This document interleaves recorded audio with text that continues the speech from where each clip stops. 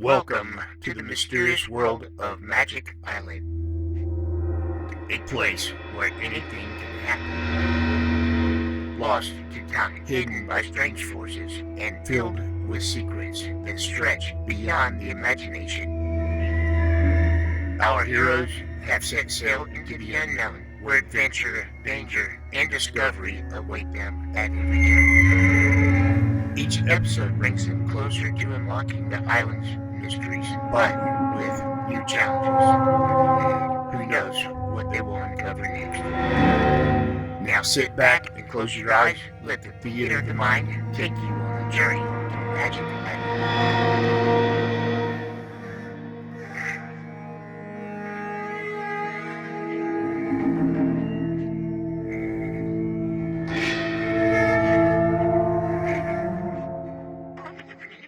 After her baby daughter was lost in a shipwreck 14 years ago, Mrs. Patricia Gregory started searching the world over in the hope that her little girl might still be alive. Now Mrs. Gregory is again in the South Seas, and with her on her private yacht are Captain Tex Bradford and Jerry Hall. Jerry was a young radio operator in Los Angeles who received the first mysterious message about an old sailor having seen the Magic Island and a little white girl on it.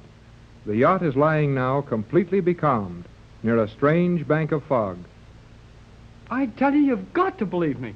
You've got to believe me. Don't get so excited, Jerry. We can hear you without your shouting like that. Yes, take it easy, kid. Oh, I'm sorry. But this is something to get excited about. You know that fog bank over there is not fog, don't you, Captain Bradford? Well, it doesn't act like any fog I ever saw, Jerry, but what else could it be? But, Mrs. Gregory, you still think it's fog, don't you?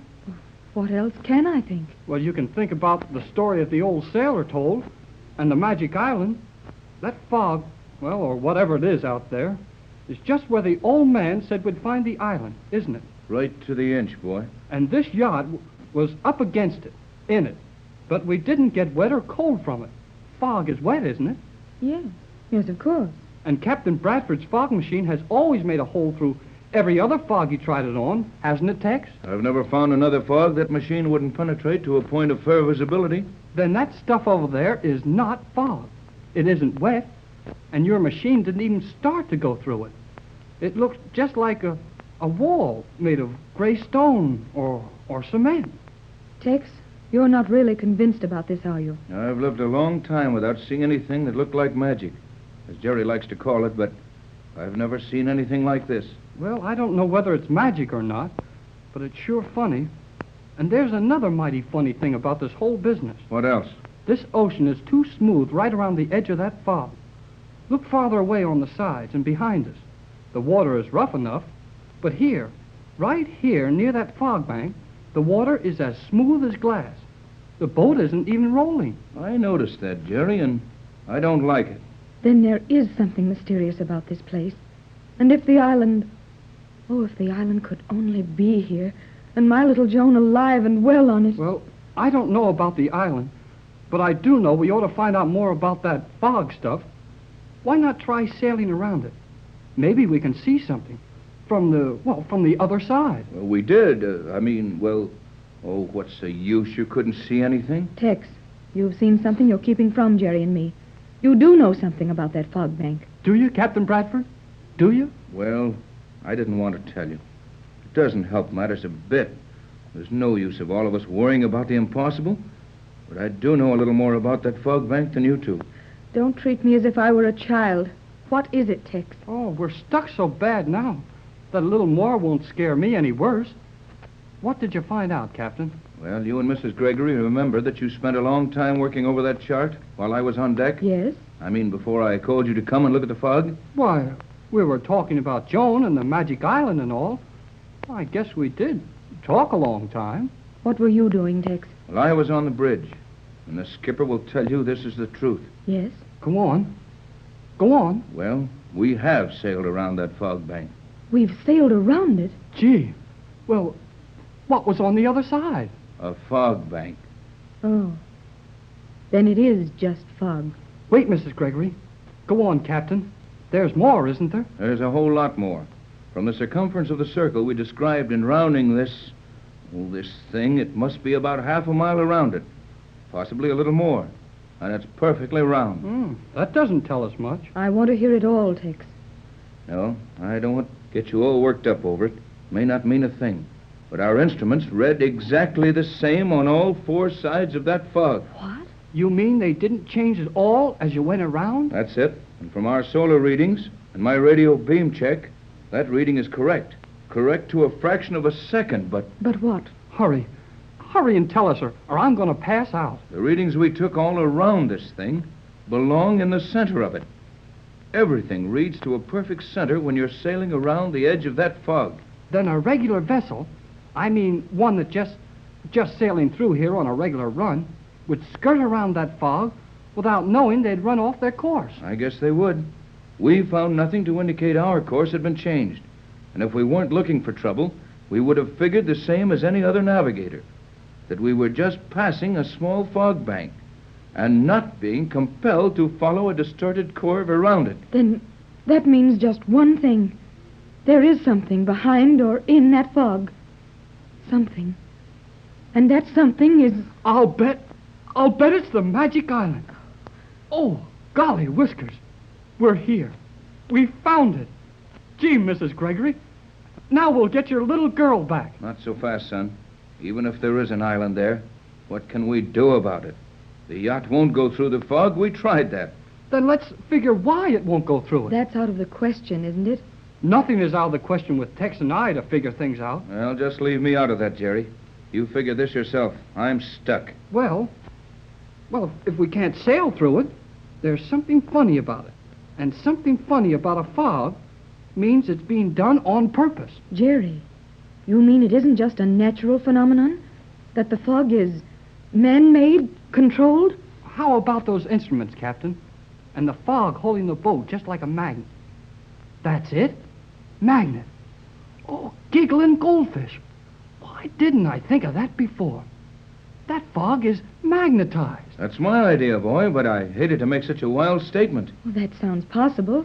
There are a great many magnetic deposits and formations in many parts of the world. But don't you see, Mrs. Gregory? We don't mean a magnetic field that just happened there. That fog has been magnetized by somebody or something. Do you think that's possible?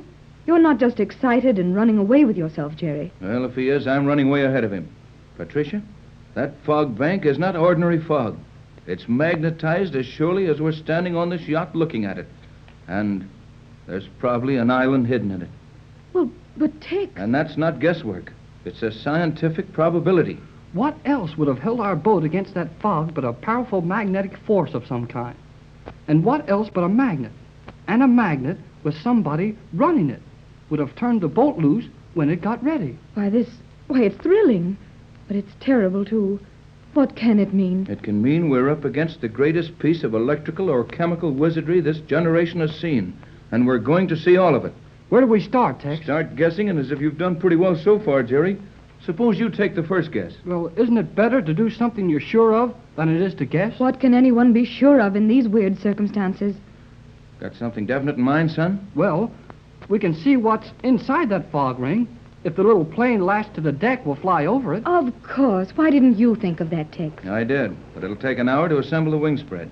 Lower to the water and get ready for a takeoff. By that time, it'll be pretty dark.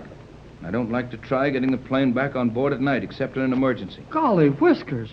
Here you've got a magnetized bank of artificial fog right under your nose, and a magic island, and a...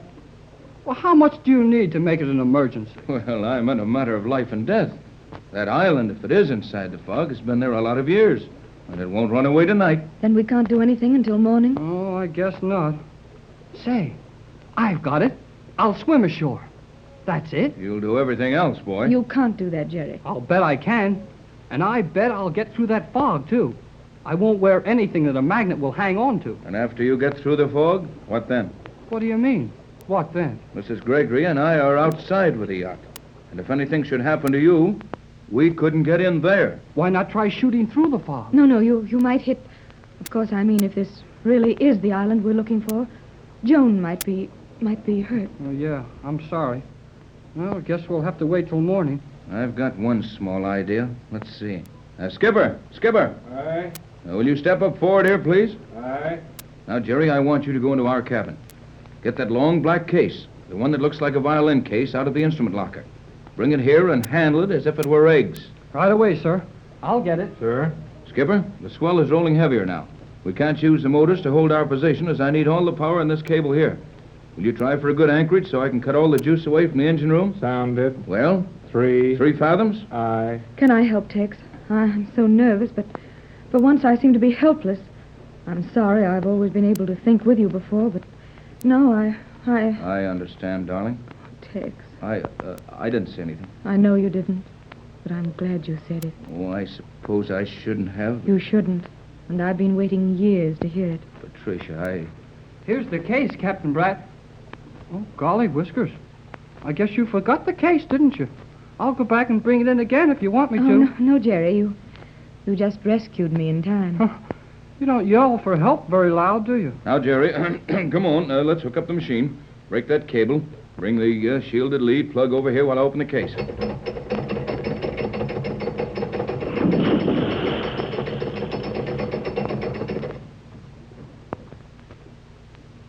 Are we going to anchor here for the night?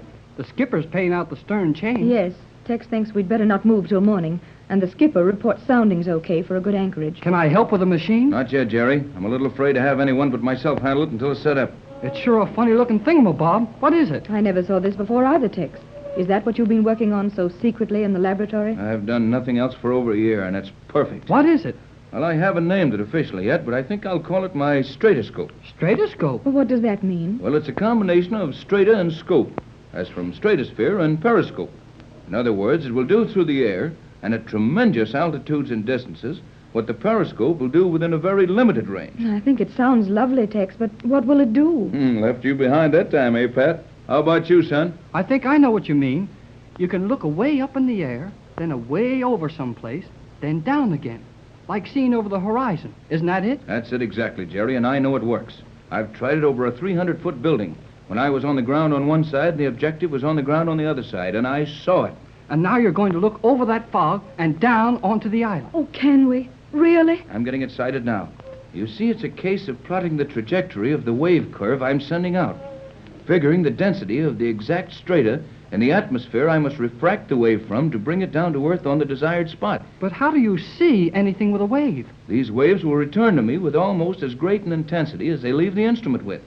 Then I merely catch them in a tuned wave trap. And with a light valve and converter, I project the image on this little ground glass screen here and... Pat, Jerry, I've got it. I can see it. Is it the island? Is it, Tex? What do you see? And so, another chapter closes on Magic Island. Our explorers have faced mysteries, dangers, and thrills. Yet, the island still holds its secrets close. What lies ahead? New allies or unexpected foes? Make sure you join us tomorrow to find out what awaits on Magic Island, where the adventure never ends. Right here on Golden Age Radio, rumble.com/C/GAR. If you're too impatient to watch all 130 episodes, one per day, there's a link in the description so you can watch all the videos you want all together.